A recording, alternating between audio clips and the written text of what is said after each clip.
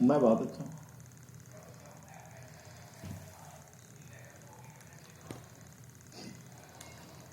चलो, तो मतलब जो भी हमने पिछली क्लास में पढ़ा वो सब कुछ सही है, मतलब सब समझ में आ रहा है और सब अच्छा लग रहा है। बढ़िया, बहुत अच्छी बात है। तो आज स्टार्ट करते हैं क्लास को आगे। और आज हम लोग डिस्कस कर रहे हैं प्रोनाउन की क्लास 2। लास्ट क्लास में हम लोगों ने क्या पढ़ा था? पर्सनल प्रोनाउन, यही था ना। आज हम लोग पढ़ेंगे रिफ्लेक्सिव प्रोनाउन। सेकेंड प्रोनाउन को स्टार्ट करते हैं। तो आज का हमारा टॉपिक जो बच्चों हैं वो है रिफ्लेक्सिव प्रोनाउन।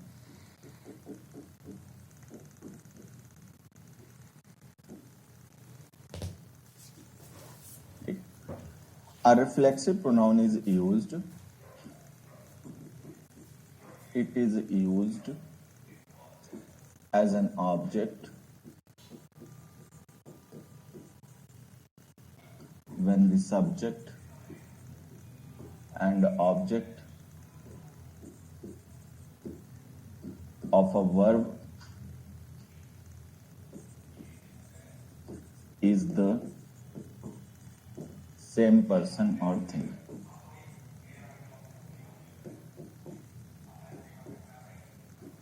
ठीक है। अगर कभी किसी वर्ब का सब्जेक्ट और ऑब्जेक्ट जो है वो सेम पर्सन या सेम थिंग हो तो ऐसी सिचुएशन में हम ऑब्जेक्ट की जगह ऑब्जेक्टिव केस ना यूज करके रिफ्लेक्सिव केस का यूज करते हैं। जेरेंड नाउन होता है बच्चे हमेशा। हाँ, जेरेंड हम उसी वर्ब की आईएनजी फॉर्म को कहते हैं जो नाउन का काम करे। अगर सेंटेंस में कोई वर्ब की आईएनजी फॉर्म नाउन का काम कर रही है तो ही हम उसको जेरेंड कहेंगे। अगर वो नाउन का काम नहीं कर रही तो फिर हम उसे जेरेंड नहीं कहेंगे। ठीक है। जेरेंड की फॉर्म हमेशा नाउन ही होती है। वर्ब की आईएनजी फॉर्म जो नाउन का काम करे उसको जेरेंड कहते हैं। ये ध्यान रखना।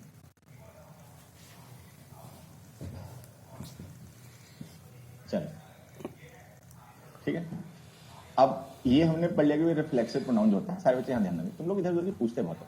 एक अच्छी आदत डालो, हालांकि पता नहीं सुधरोगे कि नहीं सुधरोगे, ठीक है, लेकिन एक आदत डालो जो जिस समय पढ़ाया और पढ़ा जा रहा हो उस समय उसमें इंटरेस्ट हो क्या करो। ठीक है। ये बहुत खराब आदत होती है और इसमें हम लोग अपना कई बार बहुत टाइम खराब कर देते हैं। ठीक है। इसमें हम कई बार अपना बहुत टाइम खराब कर देते हैं और मैं पहले भी कई बार समझा चुका हूँ। ठीक है, बात समझ में आई है? तो ऐसा मत क्या करो। इन चीजों में कोई फायदा नहीं। जो पढ़ाया जा रहा है, जो डिस्कस हो रहा है, उस दिन उसको डिस्कस करो। चलो, अब पढ़ लो जो चल रहा है चलने दो, उसमें मुझे झंझट में ज्यादा नहीं पढ़ना है। ठीक है, यहाँ जाओ। तो हम रिफ्लेक्सिव प्रोनाउंस होते हैं ना बच्चे, रिफ्लेक्सिव प्रोनाउंस को हम यूज करते हैं सेंटेंस में तब जब किसी वर्ब का सब्जेक्ट ऑब्जेक्ट सेम पर्सन या सेम थिंग हो। जैसे कि एग्जांपल से समझना। हमने एक एग्जांपल से लिखा आई हर्ट मी। ठीक है, अब मैंने लिखा आई हर्ट मी। अब इस सेंटेंस में ध्यान से देखो, सब्जेक्ट है I, first person singular number, object है me, first person singular number.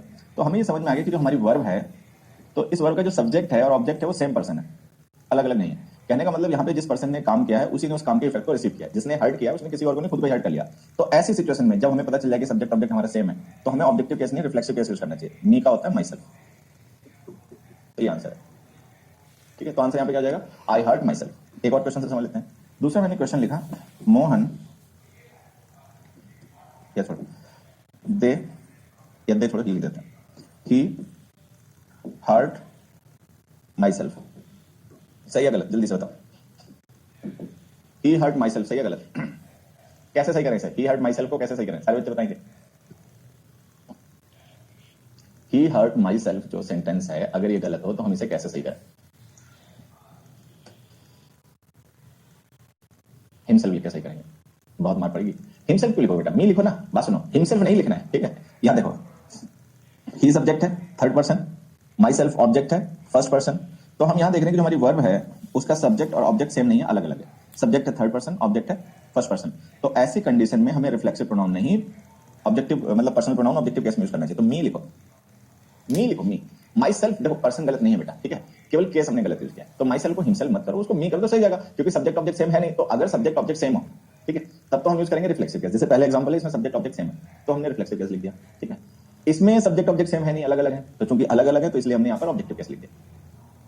ठीक है, चलो अब यहां पे देखो, समझ रिफ्लेक्सिव प्रोनाउंस हमारे होते क्या, ये समझ लेते हैं। रिफ्लेक्सिव, ठीक है, प्रोनाउंस तो रिफ्लेक्सिव प्रोनाउंस होते हैं ना, वो पर्सनल प्रोनाउंस के ही डेडिकेटेड केसेस होते हैं। देखो आई के लिए हो गया माई सेल्फ, ठीक है। आवर के लिए हो गया आवर सेल्फ। सेल्फ ध्यान देना, जो प्लूरल होते हैं ना प्रोनाउंस, उनमें सेल्फ लिखना पड़ता है, ठीक है। अच्छा यू जो होता है उसका यूज हम एक पर्सन के लिए भी करते हैं, तो अगर हम यू का यूज सिंगल पर्सन के लिए करें तो योर सेल्फ, और एक से ज्यादा के लिए करें तो योर सेल्फ, ठीक। ही का यूज अगर हम एक पर्सन के लिए करें तो हिमसेल्फ, मतलब ही का तो एक के लिए करते हैं एक्चुअली, हिमसेल्फ। शी का रिफ्लेक्सिव प्रोनाउन हो गया हर सेल्फ, ठीक है। इट का रिफ्लेक्सिव प्रोनाउन हो गया इट सेल्फ, और दे का रिफ्लेक्सिव प्रोनाउन हो गया देम सेल्फ। दे का क्या हो गया बच्चे, देम सेल्फ, ठीक है। तो ये है हमारे reflexive pronoun, myself, ourself. You के लिए दो होते हैं, योर सेल्फ और योर सेल्फ, दोनों ध्यान रखना, ठीक है।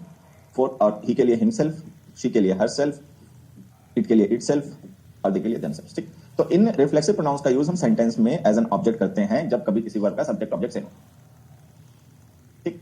अब इसको आगे बढ़ाते हैं, रिफ्लेक्सिव प्रोनाउंस पे बेस में कुछ और क्वेश्चंस पे डिस्कस कर लेते हैं छोटे मोटे। एक क्वेश्चन देखें सारे बच्चे, ही हैज, ठीक है, myself is Mohan Kumar, ठीक है। दूसरा, they have invited you and myself there, ठीक है। ये जैसे हमने एग्जाम्पल ले लिया, they have invited you and myself there. चलो पहले दो एग्जाम्पल देखो जल्दी से। अब सबसे पहला सेंटेंस देखो, उसमें हमने सब्जेक्ट लिखा माई सेल्फ, अभी सब्जेक्ट है यहाँ पे माई सेल्फ। एक काम करते हैं, इसको थोड़ा सा नीचे लिख देते हैं, जगह बचाते हैं यहाँ पे। एक मिनट बच्चों, इसको पहले लिख दूं मैं दोबारा से, फिर समझाता हूं। They have invited you and myself there, ठीक है। तो उस सेंटेंस में हमने सब्जेक्ट लिखा माई सेल्फ, और हमें पता है कि कोई भी सेंटेंस अगर my self is Mohan Kumar, ठीक है, सही कर लेंगे ना उसको। तो अब यहाँ पे ध्यान क्या रखना है कि ये जो हमने सब्जेक्ट लिखा माई सेल्फ, तो सब्जेक्ट तो इंग्लिश में नाउन है प्रोनाउन ही होते हैं, ठीक है। अब ये तो खैर प्रोनाउन है तो हमें पता ही है, रिफ्लेक्सिव प्रोनाउन है, लेकिन रिफ्लेक्सिव प्रोनाउन जो होते हैं वो सब्जेक्ट नहीं बन सकते, वो केवल ऑब्जेक्ट होते हैं, सब्जेक्ट नहीं होते। और ऑब्जेक्ट भी वो तभी होते हैं जब सब्जेक्ट और ऑब्जेक्ट सेम हो, ठीक। तो यहाँ पे सब्जेक्ट देखो कौन है, माई सेल्फ, जो कि रिफ्लेक्सिव प्रोनाउन होता है। रिफ्लेक्सिव प्रोनाउन सब्जेक्ट हो नहीं सकते, रिफ्लेक्सिव प्रोनाउन केवल ऑब्जेक्ट होते हैं, ठीक। तो अगर रिफ्लेक्सिव प्रोनाउन सब्जेक्ट नहीं हो सकते तो हमने गलत लिख रखा है, myself is Mohan Kumar, जो हमने स्टेटमेंट लिखा है गलत लिखा हुआ है। अब हम इसको कैसे सही करें, तो इसको सही करने के देखो तरीके ये है। एक तरीका तो ये है कि आप लिखो आई एम मोहन कुमार, ठीक है, आई एम मोहन कुमार, ठीक है। या कई बार जैसे कहीं पे हमें अपना इंट्रोडक्शन वगैरह देना होता है तो हम ऐसे लिख सकते हैं, it is Mohan Kumar, this is Mohan Kumar, ठीक है। तो या तो my self it is this is लिख दो, it is Mohan Kumar, this is Mohan Kumar, ठीक है। My name is Mohan Kumar भी लिख सकते हो, जैसे कुछ बच्चे कमेंट कर रहे थे ना कि my name is Mohan Kumar लिख देना, तो भी सही जाएगा।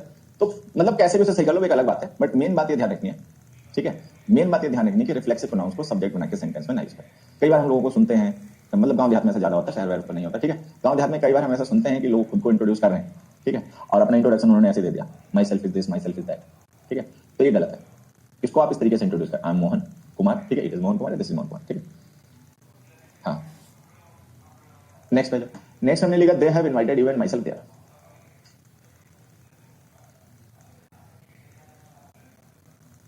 चलो यहां जाओ, they have invited you and myself there. अब यहां पे देखो हमने यू को और माई सेल्फ को ना ऑब्जेक्ट बना के लिखा है, दिखा है ना, ऑब्जेक्ट है ये जो यू एंड माई सेल्फ हमने लिखा है क्या है, ऑब्जेक्ट है, एंड से जोड़ रखा है दोनों को। अब हमें पता है कि रिफ्लेक्सिव प्रोनाउन को हम ऑब्जेक्ट बना सकते हैं, लेकिन ऑब्जेक्ट कब बना सकते हैं, जब सब्जेक्ट भी वही हो। अब देखो सब्जेक्ट तो वो नहीं है, सब्जेक्ट है दे थर्ड पर्सन, ऑब्जेक्ट है यू सेकंड पर्सन और माई सेल्फ फर्स्ट पर्सन, तो सब्जेक्ट ऑब्जेक्ट सेम तो है नहीं। तो अगर सब्जेक्ट ऑब्जेक्ट सेम नहीं है तो ऐसी सिचुएशन में ऑब्जेक्टिव केस यूज करो, रिफ्लेक्सिव नहीं तो मी लिखो। मतलब कुल मिलाकर ध्यान में रखना है कि रिफ्लेक्सिव प्रोनाउंस को तभी यूज करना है जब किसी वर्ब का सब्जेक्ट ऑब्जेक्ट सेम हो। अगर सब्जेक्ट ऑब्जेक्ट सेम ना हो तो फिर इनका यूज ना करें, ठीक है। तो यहां पर हम क्या लिख देंगे, they have invited you and me there. अगला एग्जांपल देखो, एक एग्जांपल और देख लें सारे बच्चे। हमने एक सेंटेंस लिखा, सी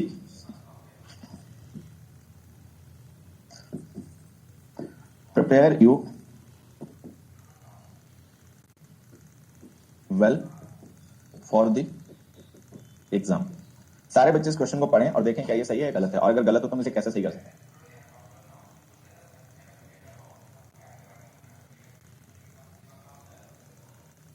चलो भाई सारे बच्चे आंसर बताएं।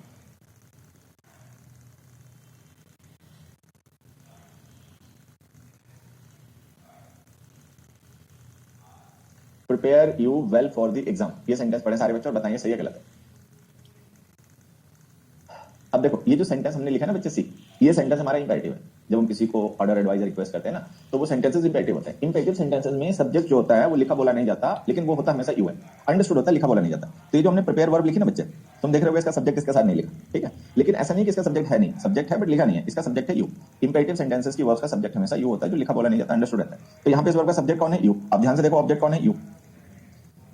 समझ गया ना? तो यहाँ पे सब्जेक्ट और ऑब्जेक्ट जो है वो दोनों सेम है, जो सब्जेक्ट है वही ऑब्जेक्ट है। तो ऐसी सिचुएशन में जहां पे सब्जेक्ट ऑब्जेक्ट दोनों सेम हो, वहां पे हमें रिफ्लेक्सिव प्रोनाउन लिखना पड़ता है। तो ये जो यू है ना, ये गलत है, इसकी जगह में रिफ्लेक्सिव प्रोनाउन लिखना पड़ेगा। अब हमने लिखा पढ़ा कि यू के रिफ्लेक्सिव प्रोनाउंस दो होते हैं, योर सेल्फ और योर सेल्फ्स। अगर हम एक सिंगल पर्सन के लिए इसका यूज कर रहे हैं तो हमें लिखना पड़ेगा योर सेल्फ। अगर हम एक से ज्यादा के लिए यूज कर रहे हैं तो लिखना पड़ेगा योर सेल्फ्स। तो या तो योर सेल्फ लिख दो या योर सेल्फ्स लिख दो, जो चाहे लिख दो। मान लो अगर मैं तुम लोगों से कहूंगा तो तुम लोग को एक से ज्यादा ही हो तो मैं सेल्फ लिखूंगा, prepare your self well for exam, ठीक है। तो योर सेल्फ लिखोगे या योर सेल्फ लिखोगे, उस झंझट में मत पड़ो, उससे गलत नहीं होगा। योर सेल्फ है तब भी सही है, योर सेल्फ है तब भी सही। बस ध्यान ये रखना है कि योर सेल्फ का मतलब हम एक पर्सन से कह रहे हैं, योर सेल्फ का मतलब हम एक से ज्यादा से कह रहे हैं, जो चाहे कर लो, ठीक है। अच्छा अब देखो डी एग्जांपल। डी एग्जांपल हमने लिखा don't blame himself for it. अब हमने कहा भाई इसके लिए उसे ब्लेम मत करो, don't blame himself for it, don't blame himself for it. Pankaj Saini इतनी मार पड़ेगी ना तो सुधर जाएगा, समझा? बुद्धू मूवी कम देखा, पढ़ाई ज्यादा करा कर, डोमिनिक टोरेटो भी हो जाएगा तेरा। अगला देखो, don't blame himself for it. चलो अब यहां पे देखो समझना, ये डोंट ब्लेम वर्ब हो गई, ठीक है, हिमसेल्फ इस वर्ब का ऑब्जेक्ट हो गया। अब यहां पे देखो हमने ध्यान से जो ऑब्जेक्ट लिखा ना वो रिफ्लेक्सिव प्रोनाउन है, ठीक है। रिफ्लेक्सिव प्रोनाउन ऑब्जेक्ट हो सकते हैं, लेकिन कब हो सकते हैं? जब सब्जेक्ट ऑब्जेक्ट सेम है। अभी जो हमने लिखा don't blame himself for it, यहां पे डोंट ब्लेम वर्ब का सब्जेक्ट क्या? सारे बच्चे बताएं, डोंट ब्लेम जो हमने वर्ब लिखी है इसका सब्जेक्ट क्या है? जल्दी से बताओ। जैसे हमने लिखा don't blame himself for it, तो डोंट ब्लेम वर्ब का सब्जेक्ट क्या है? यू। भाई इंपेरेटिव सेंटेंस की वर्ब है ना, तो सब्जेक्ट इसका यू हो जाएगा। ध्यान रखना कोई भी सेंटेंस जो इंपेरेटिव है, इंपेरेटिव सेंटेंस कौन से होते हैं? ठीक है, इंपेरेटिव सेंटेंस की दो पहचान होती है। कोई एक इट लिख रहा है, अरे बावले इट नहीं है। यहां पे ध्यान रखना कि इंपेरेटिव सेंटेंस की दो पहचान होती है। एक, imperative sentences order advice request होते हैं, इंस्ट्रक्शंस होते हैं। बेसिकली हम किसी को जब कुछ काम करने के लिए ऑर्डर एडवाइस रिक्वेस्ट करते हैं ना, तो ऐसे सेंटेंसेस इंपेरेटिव होते हैं, ठीक। एक चीज ध्यान रखनी है। दूसरा, इंपेरेटिव सेंटेंस की शुरुआत वर्ब से होती है, बाकी सेंटेंसेस की शुरुआत सब्जेक्ट से होती है। लेकिन इंपेरेटिव सेंटेंस का जो सब्जेक्ट होता है वो हमेशा यू ही रहता है, वो कभी बदलता नहीं है, तो वो अंडरस्टूड रहता है, उसको लिखा बोला नहीं जाता, अंडरस्टूड है, ठीक है। तो ये जो डोंट ब्लेम हमने वर्ब लिखी ना, देखो ध्यान से, सेंटेंस की शुरुआत यहीं से हो रही है, तो ये हमारा इंपेरेटिव सेंटेंस है और इसका सब्जेक्ट यू है। अच्छा, यू क्या होता है? Second person. तो इस वर्ब का सब्जेक्ट है यू, ठीक है, लेकिन इसका ऑब्जेक्ट कौन है? हिमसेल्फ। तो सब्जेक्ट जो है वो सेकंड पर्सन यू है, ऑब्जेक्ट जो वो थर्ड पर्सन हिमसेल्फ है, तो रिफ्लेक्सिव प्रोनाउन मत लिखो, ऑब्जेक्टिव केस लिखो हिम। तो यहां पे ऐसे लिखो, don't blame him for it. तो ये आपको ध्यान रखना है कि इंपेरेटिव सेंटेंसेस में क्या होता है कि जब भी हमको इंपेरेटिव सेंटेंस लिखते हैं तो उसका सब्जेक्ट हमेशा यू होता है, जो हम लिखते बोलते नहीं, अंडरस्टूड ही रहता है। तो अगर मान लो हम कभी किसी इंपेरेटिव सेंटेंस में लिखी गई वर्ब के साथ में सेकंड पर्सन को ऑब्जेक्ट बना के लिखेंगे तो हमेशा रिफ्लेक्सिव केस में लिखना है, हमेशा, ठीक है। लेकिन अगर हम किसी और प्रोनाउन को, फर्स्ट या थर्ड पर्सन के प्रोनाउन को लिखेंगे तो उसको रिफ्लेक्सिव केस में नहीं लिखना है, ठीक है। चलो अब यहां पे एक एग्जांपल से समझो। यहां देखो एक एग्जांपल से और समझ लेना इसी बात को अच्छे से। एबीसीडी हो गया, अब मान लो मैंने यहां पे ई लिखा, ई लिखा मैंने ट्रस्ट, ठीक है, जैसे मैंने लिखा ट्रस्ट। अब ये ट्रस्ट वर्ब हो गया, इसके बाद मान लो मैंने ऑब्जेक्ट लिखा मी, अस, यू, हिम, हर, इट और देम, ठीक। तो ऐसे मान लो हमने यहां पे ऑब्जेक्ट लिख दिया, ठीक। देखो हमने क्या किया, यहां पर एक वर्ब लिखी ट्रस्ट, ठीक है, और उसके साथ में हमने डिफरेंट प्रोनाउंस को ऑब्जेक्ट मान के ऑप्शन में लिख दिया, ठीक है। यहां पर हमने ऑब्जेक्ट मान के लिख दिया। अब ये जो हमने डिफरेंट ऑब्जेक्ट्स लिखे हैं इनमें ध्यान से देखना, मी और अस ये फर्स्ट पर्सन है, ठीक है, ये हमारे हैं फर्स्ट पर्सन। यू जो है ये सेकंड पर्सन है, हिम, हर, इट, देम जो है ये थर्ड पर्सन, ठीक। तो हमने यहां पर एक वर्ब लिखी है जो कि इंपेरेटिव सेंटेंस की वर्ब है। ध्यान से देखो, ये जो हमने लिखा ना ट्रस्ट मी, ये हमारा इंपेरेटिव सेंटेंस है, तो सबको समझ में आ रहा होगा, इसमें तो कोई कंफ्यूजन नहीं होगी। ये एक इंपेरेटिव सेंटेंस। अब चूंकि ये इंपेरेटिव सेंटेंस है तो इसका सब्जेक्ट कौन है? यू है। अब हमने इसके बाद में डिफरेंट प्रोनाउंस को ऑब्जेक्ट मान के लिखा है। अब हमने इसके साथ में ऑब्जेक्ट लिखा फर्स्ट पर्सन का मी और अस, तो सही। थर्ड पर्सन का लिखा हिम, हर, इट, देम, तो भी सही। लेकिन जो यू लिखा ये गलत। बाकी ऑब्जेक्टिव केस में ठीक है, बस ये गलत है। इसको हमें लिखना पड़ेगा योर सेल्फ। सेल्फ भी लिख सकते हैं, योर सेल्फ। क्यों? क्योंकि इसका सब्जेक्ट भी यू है ना। तो ये जो इंपेरेटिव सेंटेंसेस होते हैं, ये क्वेश्चन ध्यान रखना, जो इंपेरेटिव सेंटेंसेस होते हैं उनका सब्जेक्ट हमेशा यू होता है। तो अगर कभी किसी इंपेरेटिव सेंटेंस में लिखे गए वर्ब के साथ में आपको ऑब्जेक्ट लिखना पड़े सेकंड पर्सन का, तो वो हमेशा रिफ्लेक्सिव केस में लिखना। लेकिन अगर हमें ऑब्जेक्ट लिखना पड़े फर्स्ट पर्सन या थर्ड पर्सन का, तो वो कभी भी रिफ्लेक्सिव केस में मत लिखना, वो हमेशा ऑब्जेक्टिव केस में ही लिखना, ठीक। छोटी सी बातें समझ में आ गई होगी। चलो थोड़ा सा आगे बढ़ते हैं। अब मैंने एक क्वेश्चन लिखा, Mohan will never absent again. ठीक है, Mohan will never absent again. ठीक, दूसरा मैंने लिखा, Mohan will never be absent again. चलो ये दोनों सेंटेंस देखो, बताओ कौन सा सही कौन सा गलत। सारे बच्चे दिमाग लगाएंगे इन पे। Mohan will never absent again, Mohan will never be absent again. नमस्ते बच्चे, इन क्वेश्चंस को जो सामने स्क्रीन पर आपको दिख रहे हैं ना, सारे बच्चे को पढ़ें, ठीक है, और इनका आंसर बताएं।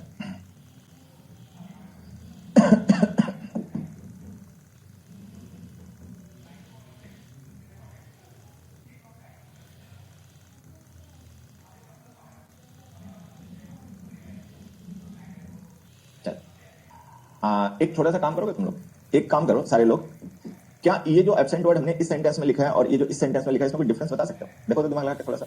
ए सेंटेंस में जो हमने एब्सेंट यूज किया है और बी सेंटेंस में जो हमने एब्सेंट वर्ड यूज किया है, क्या तुम लोग इन दोनों वर्ड्स में कोई डिफरेंस बता सकते हो?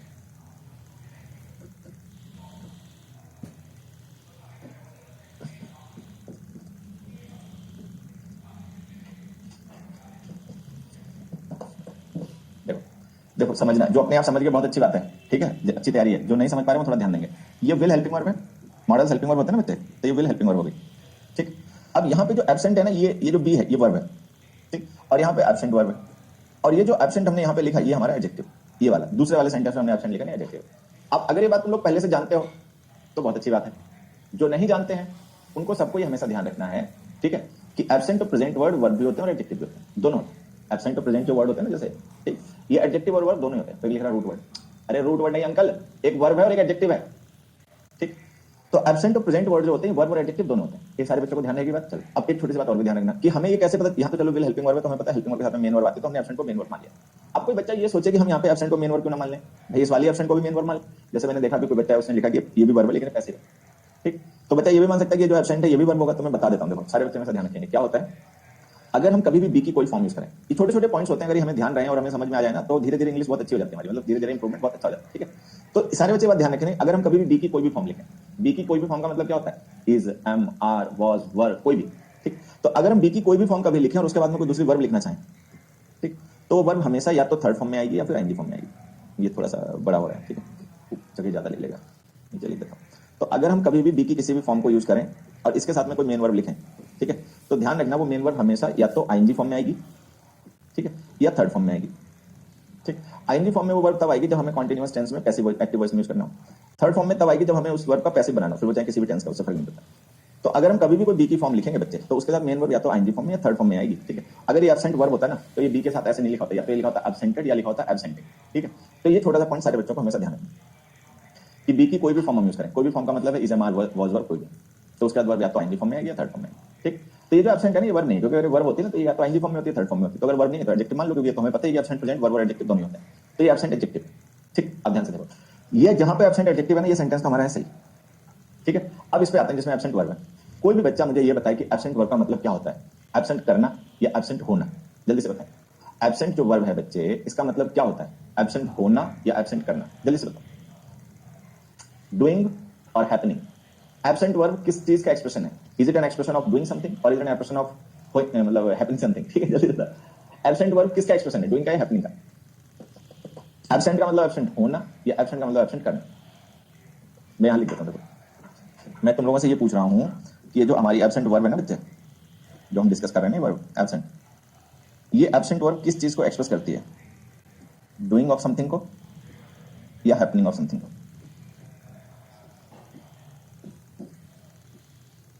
डूइंग ऑफ समथिंग को या हैपनिंग ऑफ समथिंग को? बताओ। तो जो बच्चे जानते हैं ठीक है, जो नहीं जानते हैं आगे हमेशा ध्यान रखेंगे कि एब्सेंट वर्ब जो होती है ना, it is an expression of doing not of happening. Absent का मतलब एब्सेंट करना होता है, एब्सेंट का मतलब एब्सेंट होना नहीं होता, ये ध्यान रखें। नहीं तो अब जैसे अगर हमने लिख दिया Mohan will never absent again, कि मोहन अब कभी एब्सेंट नहीं करेगा, तो बताना पड़ेगा किसे एब्सेंट नहीं करेगा। ठीक है, तो यहाँ तो बता नहीं रखा किसे एब्सेंट नहीं करेगा। अब या तो यहाँ पे कोई ऑब्जेक्ट लिख दो अपने पास से कि Mohan will never absent you again, Mohan will never absent me again. ठीक है, कुछ भी लिख दो। नहीं कुछ समझ में आए ना तो सीधा रिफ्लेक्सिव प्रोनाउन लिख दो, Mohan will never absent himself again, कि मोहन अब कभी खुद को एब्सेंट नहीं करेगा। तो ये सही हो गया। तो ये जो एब्सेंट है वर्ब के तरीके से ध्यान रखना, ये एक डूइंग वर्ब होती है जो कि ट्रांसिटिव होती है। इसके साथ में हमेशा ऑब्जेक्ट लिखा करो। अगर ऑब्जेक्ट नहीं लिखा तो आप रिफ्लेक्सिव प्रोनाउन लिख के भी सही कर सकते हैं। ठीक है, चलो 2 क्वेश्चन और देख लेते हैं इसी तरीके के, फिर आगे बढ़ेंगे। क्वेश्चन नंबर 3, दे एंजॉयड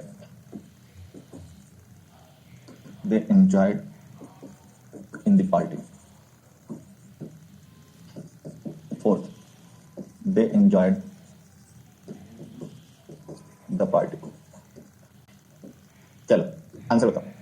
ये दोनों सेंटेंसेस देखो और बताओ दोनों में से कौन सा सही कौन सा गलत, और जो गलत है उसे हम कैसे सही कर सकते हैं ये भी बताना।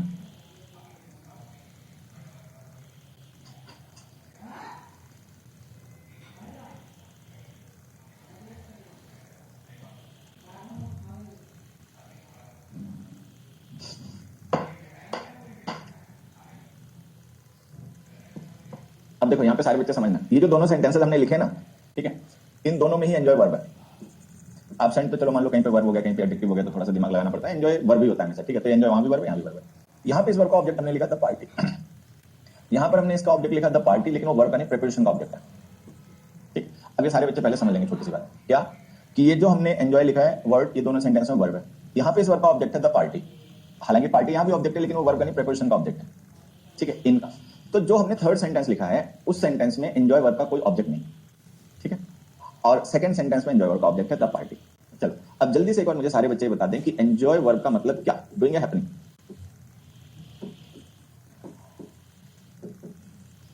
एंजॉय वर्ब का मतलब क्या, डूइंग या हैपनिंग। क्या मतलब होता है एंजॉय का? एंजॉय का मतलब एंजॉय करना है, एंजॉय होना, क्या होता है? Action verb take object. तेरा मुंह टेक्स ऑब्जेक्ट, जो पूछ रहा हूं वो बता दो, समझे? Action verb takes object. Action verb बहुत से ट्रांसलेट होती है, तुम आधी अधूरी चीजें मत याद करा करो, और उसको लेकर कॉन्फिडेंस भी इतना कमेंट कर रहे हो। चलो अब देखो, एंजॉय वर्ब जो होती है ना, डूइंग वर्ब होती है। एंजॉय का मतलब एंजॉय करना होता है, एंजॉय होना नहीं होता। तो whenever we use this verb enjoy, then there must be some object. तो हमेशा कोई ना कोई ऑब्जेक्ट होना चाहिए, because when you enjoy something then something has to happen, something has to be. कोई तो चीज होगी जिसे आप एंजॉय करोगे, अगर कोई चीज है ही नहीं तो आप एंजॉय करोगे कैसे? बात समझ आ रही? तो एंजॉय वर्ब ट्रांसिटिव है। अब जैसे यहाँ पे एंजॉय वर्ब का ऑब्जेक्ट हमने लिख दिया द पार्टी, तो सही हो गया, विद एंजॉयड द पार्टी, उन्होंने पार्टी को एंजॉय किया। ठीक है, वहां पे देखो कोई ऑब्जेक्ट नहीं लिखा, दे एंजॉयड इन द पार्टी, उन्होंने पार्टी में एंजॉय किया। क्या एंजॉय किया ये तो बताया नहीं, तो गलत हो गया। अब वहां पे या तो कोई अपना ऑब्जेक्ट लिख दो, अपने पास से कोई ऑब्जेक्ट लिख दो, कुछ भी लिख दो, ऐसे लिख दो they enjoyed food in the party. ठीक है, लिख दो they enjoyed music in the party. ठीक है, they enjoyed the company of their friends in the party. ठीक, कुछ भी लिख दो, नहीं कुछ समझ में आए, ठीक है, तो रिफ्लेक्सिव प्रोनाउन लिख के सही कर दो, they enjoyed themselves in the party. ये तो सही हो गया। तो यहां पर हम ये समझ रहे हैं कि जैसे कुछ वर्ब्स होती हैं, देखो ये तो सबको पता है कि वर्ब ट्रांसिटिव ट्रांसिटिव दो तरीके की होती हैं। यहां पर मैं आपको समझा रहा हूं कि कुछ ऐसी वर्ब्स जो ट्रांसिटिव होती हैं, ठीक है, उनके साथ में ऑब्जेक्ट लिखा होना चाहिए, लेकिन अगर ऑब्जेक्ट नहीं लिखा हुआ है तो आप रिफ्लेक्सिव प्रोनाउन लिखकर भी सही कर सकते हो। अब हर एक वर्ब के बाद में तो रिफ्लेक्सिव प्रोनाउन नहीं लिख दोगे। मान लो जैसे वर्ब ईट है, ईट वर्ब भी ट्रांसिटिव होती है, ठीक है, लेकिन आप उसका अंदर रिफ्लेक्सिव प्रोनाउन तो नहीं लिख दोगे, ही ईट्स हिमसेल्फ, ऐसे तो नहीं लिखोगे। लेकिन कुछ ऐसी वर्ब्स हैं जो ट्रांसिटिव होती हैं, उनके साथ में ऑब्जेक्ट हमेशा होना चाहिए। अगर कोई ऑब्जेक्ट नहीं